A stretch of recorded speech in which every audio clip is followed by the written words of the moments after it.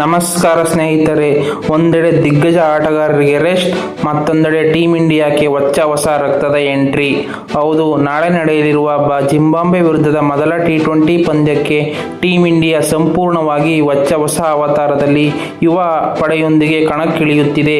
17 ಪಂದ್ಯಗಳ ಸೋಲಿನ ಸುಳಿಯಲ್ಲಿರುವ ಕ್ಯಾಪ್ಟನ್ ಶ್ರೇಯಸ್ ಅಯ್ಯರ್ಗೆ ಇದು ಮಾಡು ಇಲ್ಲವೇ ಮಡಿ ಪಂದ್ಯ. ಹಾಗಾದರೆ ನಾಳಿನ ಪಂದ್ಯದಲ್ಲಿ ಯಾರಿಗೆಲ್ಲ ಒಲಿಯಲಿದೆ ಚಾನ್ಸ್? ಆರರೆ ಪಿಚ್ ಯಾರಿಗೆ ಸಾಥ್ ನೀಡಲಿದೆ? ಬನ್ನಿ ಇವತ್ತಿನ ವಿಡಿಯೋದಲ್ಲಿ ಈ ಹೈ ವೋಲ್ಟೇಜ್ ಪಂದ್ಯದ ಕಂಪ್ಲೀಟ್ ಡೀಟೇಲ್ಸ್ ನೋಡೋಣ.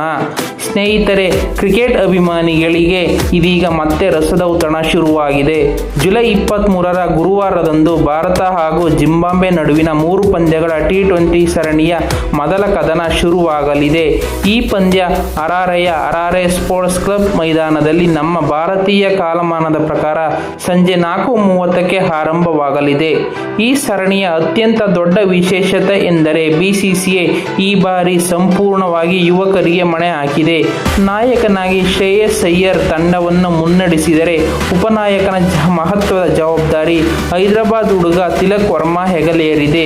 ಅಷ್ಟೇ ಅಲ್ಲದೆ IPL ಹಾಗೂ ದೇಶೀಯ ಕ್ರಿಕೆಟ್ನಲ್ಲಿ ಅಬ್ಬರಿಸಿದ ಯುವ ಆಟಗಾರರಾದ ಅಭಿಷೇಕ್ ಶರ್ಮಾ, ವೇಗದ ದೈತ್ಯ ಮಯಾಂಕ್ ಯಾದವ್, ಯಶ್ ಠಾಕೂರ್, ವೈಭವ್ ಸೂರ್ಯವಂಶಿ ಮತ್ತು ಅಶೋಕ್ ಶರ್ಮಾ ಮುಂತಾದ ಪ್ರತಿಭಾನ್ವಿತರಿಗೆ ತಂಡದಲ್ಲಿ ಸ್ಥಾನ ನೀಡಲಾಗಿದೆ.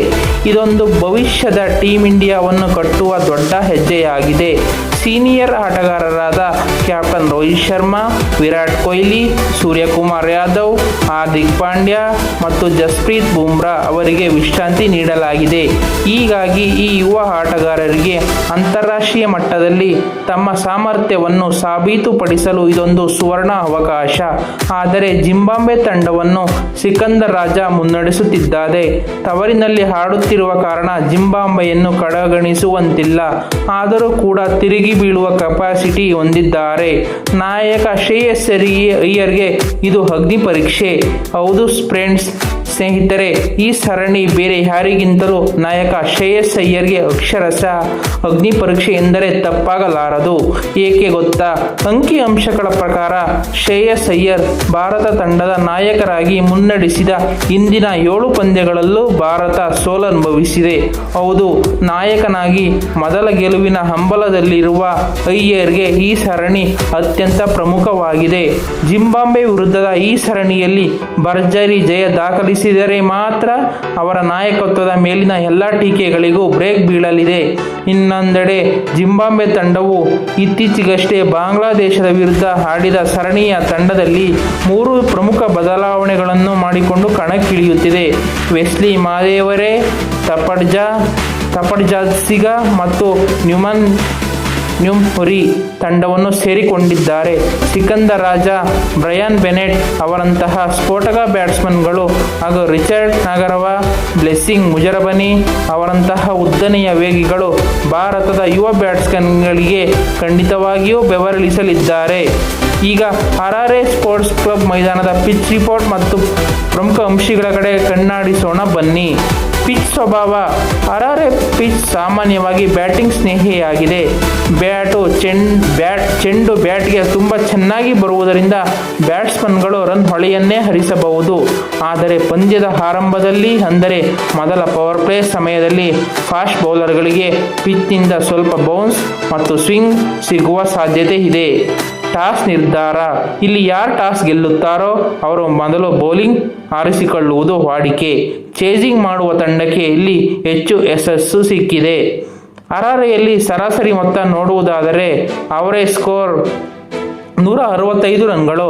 ಅಂದರೆ ನಮ್ಮ ಭಾರತದ ಬ್ಯಾಟಿಂಗ್ ಲೈನಪ್ ಎಷ್ಟೇ ಯುವಕರಿಂದ ಕೂಡಿದ್ದರೂ ಬಹಳ ಬಲಿಷ್ಠವಾಗಿರುವುದರಿಂದ ಭಾರತ ಮೊದಲು ಬ್ಯಾಟಿಂಗ್ ಮಾಡಿದರೆ 180ರಿಂದ 200 ರನ್ಗಳು ನಿರೀಕ್ಷೆ ಖಂಡಿತ ಮಾಡಬಹುದು. ಹೆಡ್ ಟು ಹೆಡ್ ದಾಖಲೆ ನೋಡುವುದಾದರೆ ಕ್ರಿಕೆಟ್ನಲ್ಲಿ ಜಿಂಬಾಬ್ವೆ ವಿರುದ್ಧ ಭಾರತದ್ದೇ ಸ್ಪಷ್ಟ ಮೇಲುಗೈ ಇದೆ. ಆದರೆ ಮರೆಯಬೇಡಿ ಸ್ನೇಹಿತರೆ, ಜಿಂಬಾಬ್ವೆ ತಂಡವು ಈ ಹಿಂದೆ ಹಲವು ಬಾರಿ ಬಲಿಷ್ಠ ತಂಡಗಳಿಗೆ ಶಾಕ್ ನೀಡಿದೆ. 2022ರ T20 ವಿಶ್ವಕಪ್ನಲ್ಲಿ ಇದೇ ಜಿಂಬಾಬ್ವೆ ಪಾಕಿಸ್ತಾನವನ್ನು ಸೋಲಿಸಿ ಮನೆಗೆ ಕಳುಹಿಸಿದ್ದು ನಿಮಗೆಲ್ಲ ನೆನಪಿರಲೇಬೇಕು. ಹೀಗಾಗಿ ಟೀಂ ಇಂಡಿಯಾ ಯಾವುದೇ ಕಾರಣಕ್ಕೂ ಎದುರಾಳಿಯನ್ನು ಅಂಡರ್ ಎಸ್ಟಿಮೇಟ್ ಮಾಡುವಂತಿಲ್ಲ. ಪ್ಲೇಯಿಂಗ್ 11 ಹಾಗೂ ನಾಳಿನ ಮಹತ್ವದ ಪಂದ್ಯಕ್ಕೆ ಭಾರತದ ಪ್ಲೇಯಿಂಗ್ 11 ಹೇಗಿರಬಹುದು ಎಂದು ನೋಡೋಣ ಬನ್ನಿ.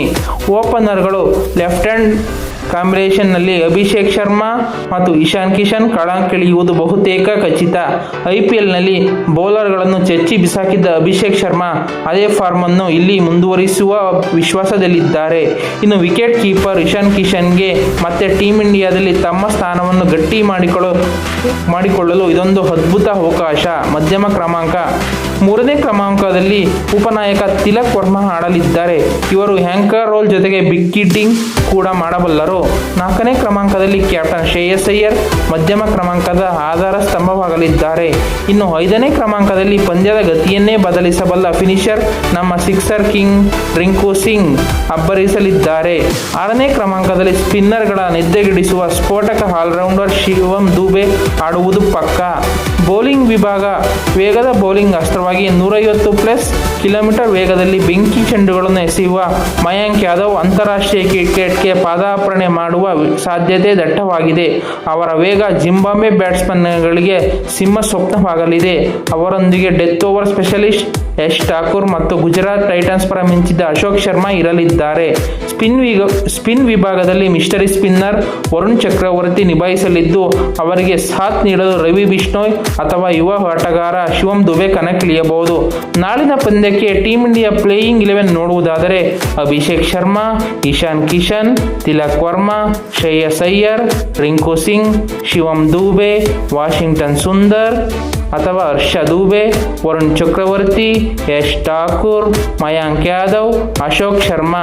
ಈ ಪ್ಲೇಯಿಂಗ್ 11 ಅತ್ಯಂತ ಅಗ್ರೆಸಿವ್ ಆಗಿ ಕಾಣಿಸುತ್ತಿದ್ದು, ಜಿಂಬಾಬ್ವೆ ಮೈದಾನದಲ್ಲಿ ರನ್ ಮಳೆ ಸುರಿಸುವ ಜೊತೆಗೆ ವಿಕೆಟ್ಗಳ ಬೇಟೆಯಾಡುವ ವಿಶ್ವಾಸವಿದೆ.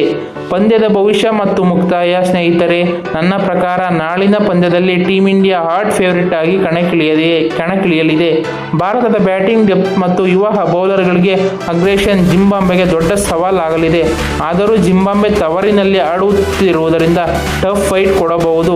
ಟಾಸ್ ಯಾರು ಗೆಲ್ಲುತ್ತಾರೆ ಅನ್ನೋದು ಕೂಡ ನಿರ್ಣಾಯಕ. ನನ್ನ ಪ್ರೆಡಿಕ್ಷನ್: ಭಾರತದ ನಾಳಿನ ಪಂದ್ಯವನ್ನು ಭರ್ಜರಿಯಾಗಿ ಗೆದ್ದು ಸರಣಿಯಲ್ಲಿ 1 ಮುನ್ನಡೆ ಸಾಧಿಸಲಿದೆ. ನಿಮ್ಮ ಪ್ರಕಾರ ನಾಳೆಯ ಪಂದ್ಯದಲ್ಲಿ ಯಾರು ಗೆಲ್ಲುತ್ತಾರೆ ಮತ್ತು ನಮ್ಮ ಯುವ ಪಡೆಯಲ್ಲಿ ಯಾರು ಮ್ಯಾನ್ ಆಫ್ ದಿ ಮ್ಯಾಚ್ ಪ್ರಶಸ್ತಿ ಗೆಲ್ಲಬಹುದು? ದಯವಿಟ್ಟು ಕಮೆಂಟ್ ಮಾಡಿ ತಿಳಿಸಿ. ನಿಮ್ಮ ಕಮೆಂಟ್ಗಳಿಗಾಗಿ ನಾನು ಕಾಯುತ್ತಿರುತ್ತೇನೆ.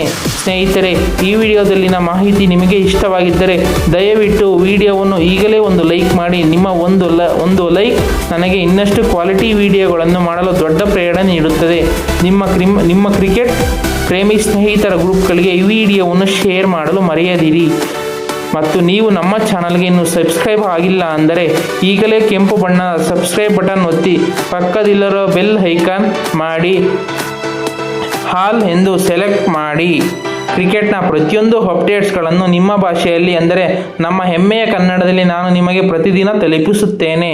ವಿಡಿಯೋ ನೋಡಿದ್ದಕ್ಕಾಗಿ ಧನ್ಯವಾದಗಳು. ಮುಂದಿನ ವಿಡಿಯೋದಲ್ಲಿ ಸಿಗೋಣ. ಜೈ ಹಿಂದ್, ಜೈ ಕರ್ನಾಟಕ ಮಾತೆ. ಶುಭ ದಿನ.